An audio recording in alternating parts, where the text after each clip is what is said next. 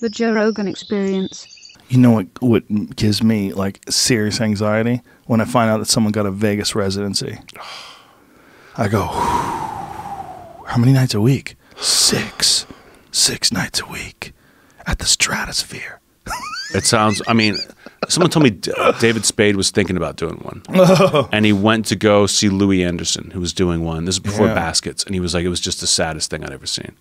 Like, that was like Carlin's last stand was a Vegas residency. Did he have a Vegas residency? Yeah. Where was he at? I forget where he was, but he had like a meltdown where he like went off on the crowd, just like calling them all pieces of shit. Really? And yeah, and then had to go to rehab. Was like, I'm addicted to painkillers. Like, and then I don't know if he ever performed again.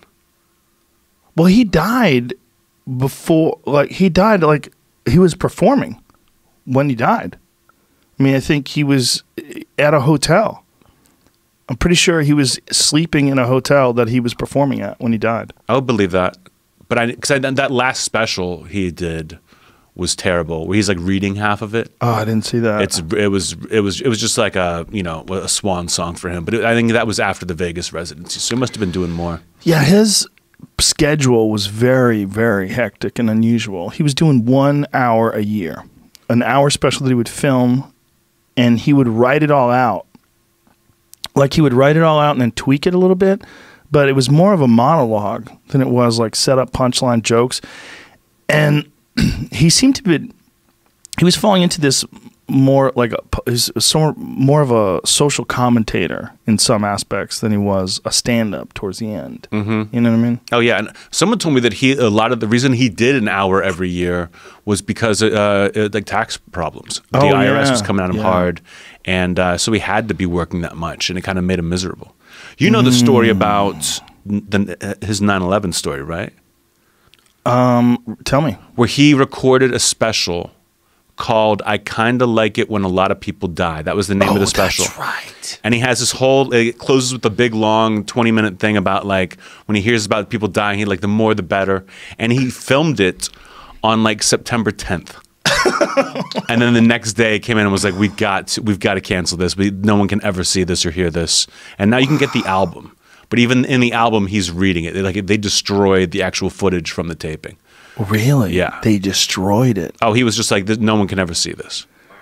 Wow. He recorded it in Vegas at MGM Grand on September 9th and 10th.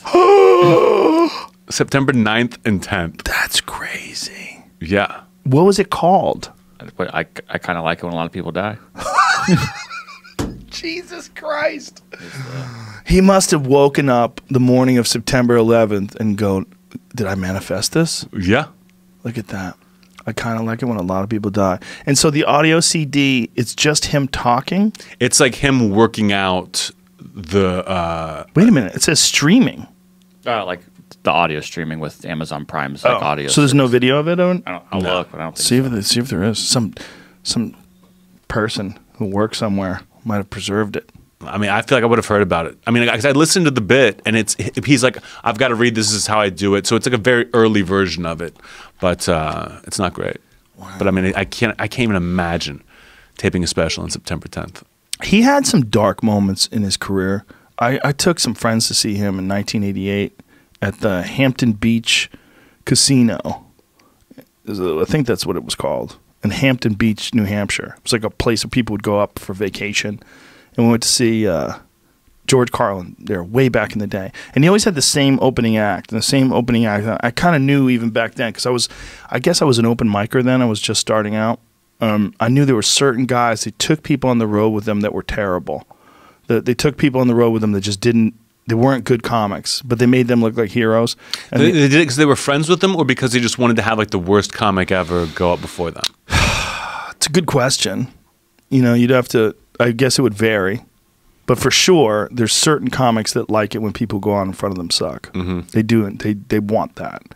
You know, there's certain comics that you see them taking people on the road, and you look at it, you're like, "What the fuck? You're taking that guy with you? Like, what are you doing? Why are you torturing people like that?" Yeah. But the opening act did better than George. Like he had a terrible set. He had this whole rant that he was doing. Because he had, and unquestionably one of the greatest comics of all time. but he had hours that were just not good. And there was a period of time where it seemed like he just missed it, like it was missing, whether it was his personal life was off or whatever it was. But he had this whole rant that was like, fuck this. And he was like, and fuck Israel, and fuck comedy clubs. Like he was saying, fuck comedy clubs. Like this is like this whole bit, and he was reading it off of a yellow legal pad. And the whole audience was like standing there, like not understanding like where this was going. Like we're waiting for the jokes. Where's the hilarity? Where's the? And it just didn't exist. And my friends were mad at me. Really? Because I had taken them from where we live. We lived in Revere, and we all drove all the way up to New Hampshire. Like, yeah, we're gonna go see George Carlin. This is gonna be awesome. And it was terrible. It's funny. I remember Louis C.K. in like an interview years ago was talking about how he took the pressure came off of him to always have a good show. Because he said audience members love saying, oh, I saw George Carlin once and he was awesome.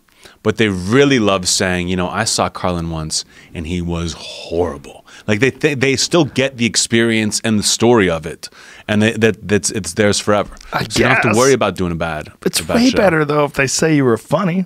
I think to see a legend bomb would be great. Well, if you were a Carlin fan, you got to see those. If you went to see him live a bunch of times, yeah, he had those rough spots, man.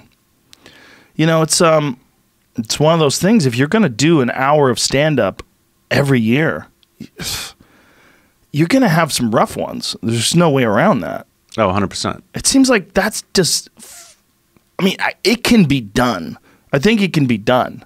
I mean, I think you can put together. Like I'm 6 months in from my last special. I think I could do another special in 6 months, but it wouldn't be as good as my last one. I don't think. Yeah. I just don't think it would. I just think you need time. Yeah. One a year is crazy. 1 year, it's insane. Like there are guys like Jimmy Carr who, while they're touring, they're writing jokes and just putting them away. So at the end of the tour, when they tape the special, they have all these jokes they can go through and look at and then start the new tour. From that seems like I like to sit in my set. You know what I mean? I just want to be focused on that and not always be writing the next thing. But some people who are just like, I'm just going to go up and talk.